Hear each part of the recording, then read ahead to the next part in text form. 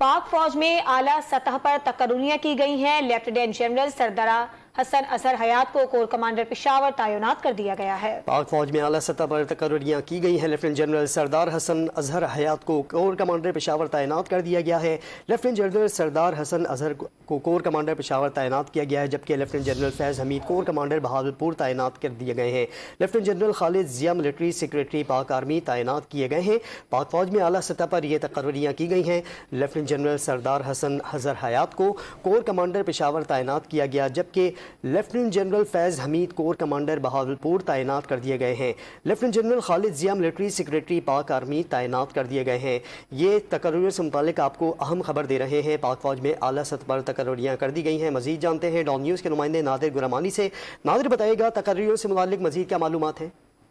पाक फौज की आला कमान में अहम तबादले और तकर्रियां की गई हैं। ISTR की जानिब से जो तफसीलात जारी की गई हैं उसमें यह बताया गया है कि लेफ्टिनेंट जनरल फैज़ हमीद को कोर कमांडर बहावलपुर तैनात किया गया है, जबकि लेफ्टिनेंट जनरल सरदार हसन अजहर हयात को कोर कमांडर पेशावर तैनात किया गया है। इस हवाले से जो ISPR की जानिब से मजीद तफसीलात जारी की गई हैं उसमें यह बताया गया है कि लेफ्टिनेंट जनरल खालिद जिया जो मिलिट्री सेक्रेटरी पाक आर्मी उनको तैनात किया गया है। इस हवाले से जो पाक फौज की आला कमान में अहम तबादले और तकर्रियां की गई हैं उस हवाले से ISPR की जानिब से यह कुछ देर पहले जो है वो तफसीलात जारी की गई हैं।